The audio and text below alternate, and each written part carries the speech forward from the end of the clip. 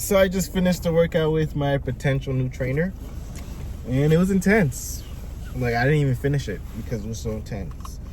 The main reason I probably didn't finish it is because I was starting to get some pain in my back.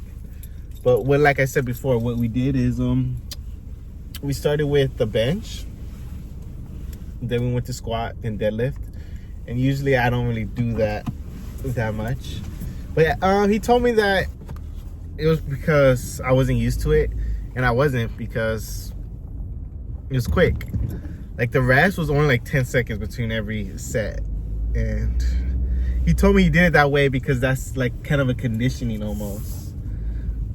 And I guess you burn fat when you do that conditioning.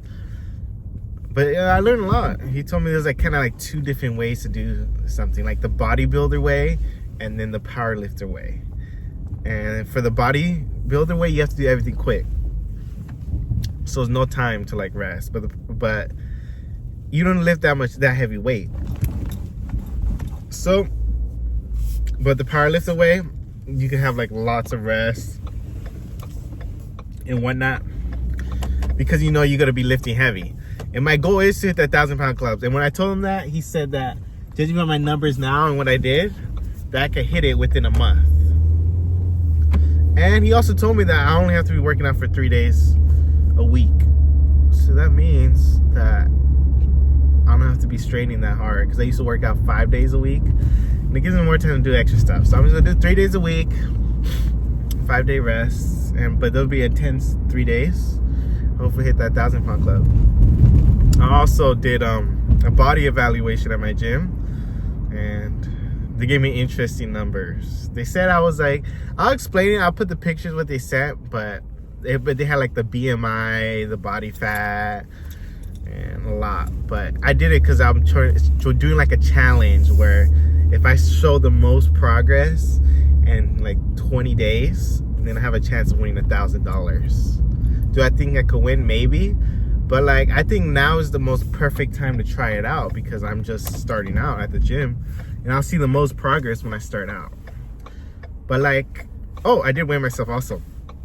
So I started this week at like 190 pounds, and now I'm like 191.8.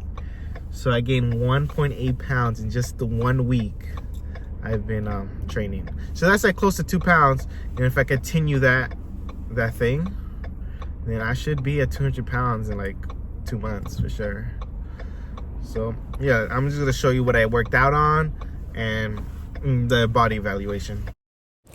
So we started the workout with some stretches, and we did so many stretches that I didn't get to like film all of them, but it was a lot. It was a lot of stretches, and stretching is important because you have a less of a chance of injuring yourself, and the last thing I want is to injure myself.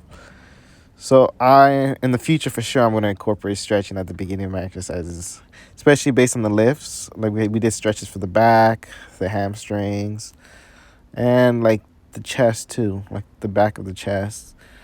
Because I think the back is like the easiest thing to injure, so it's best to stretch that at least. And once we got done with the stretching, we went right to the bench. But this bench was a little different. We did 3 sets. First, I started with 25s on each side, and then 45s. And after that, we did 225, which is 2 plates. And usually, I would just like lift these very quickly. But my trainer was telling me that if you want to build muscle, you want to kind of do it slowly so you can feel like the stretch of the muscle, and just push up quickly. And it's a lot more tiring because you know, you're not using the momentum to move the weight. And yeah, I was able to feel the stretch there. It's like my chest is sore now. And that same concept was going to be used to the other exercises. So I'm going to put a clip of how the bench went along with the squat and deadlift. Go. Bring it down slow. Feel the muscle. Feel the weight. Boom. There you go. Explode. 2. Perfect. 3. There you go. 4. 5. 6. 7. 8, 9, one more. Don't let it touch your chest. Boom.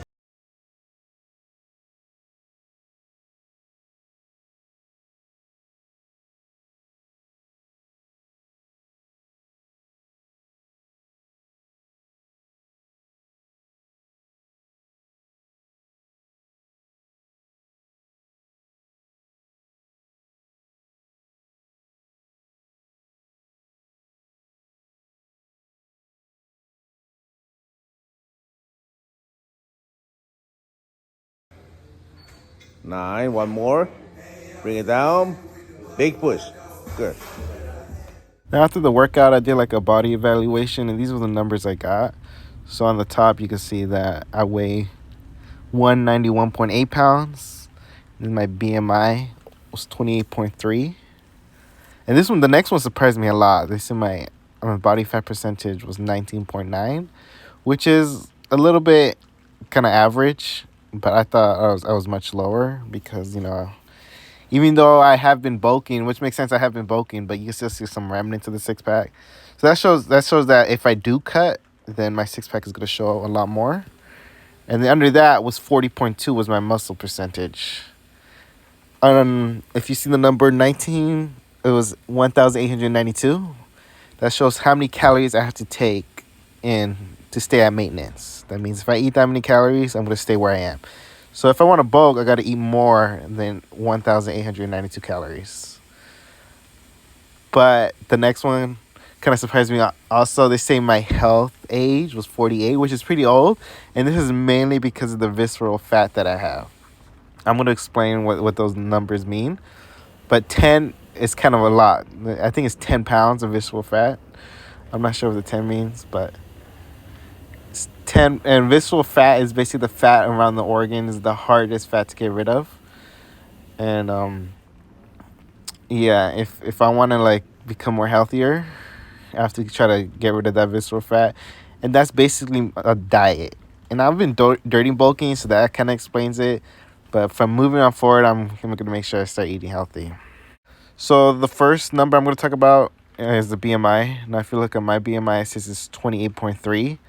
And personally, I think that BMI, at least for people working out, is not entirely accurate because they don't count for like the muscle, how much muscle weighs, and muscle weighs more than fat.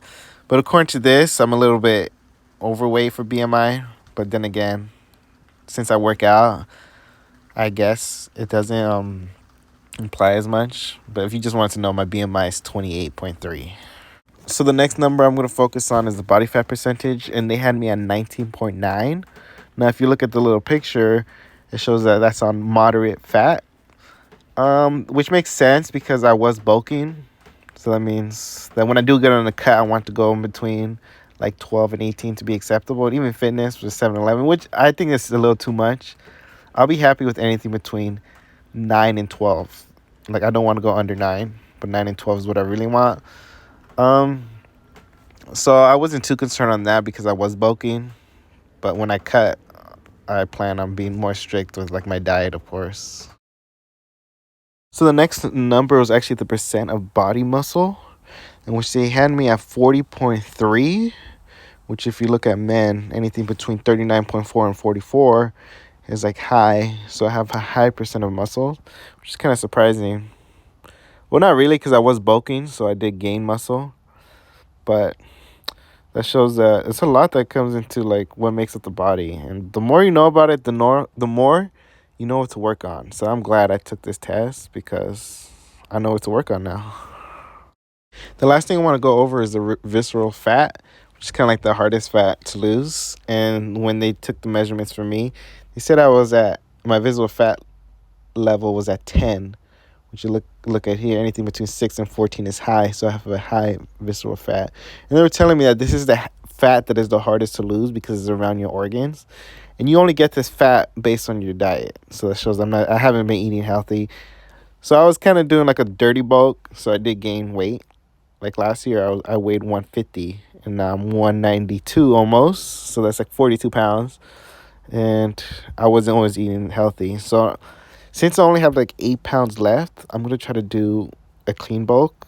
So hopefully I can lose that visceral fat, gain muscle, And by doing that, I'll lose that visceral fat, gain more muscle, so my body fat percentage will go down, and then my body muscle percentages go up. So yeah, this session was kind of informative and gives me like a new roadmap of what I want to do. So yeah, see you in the next video.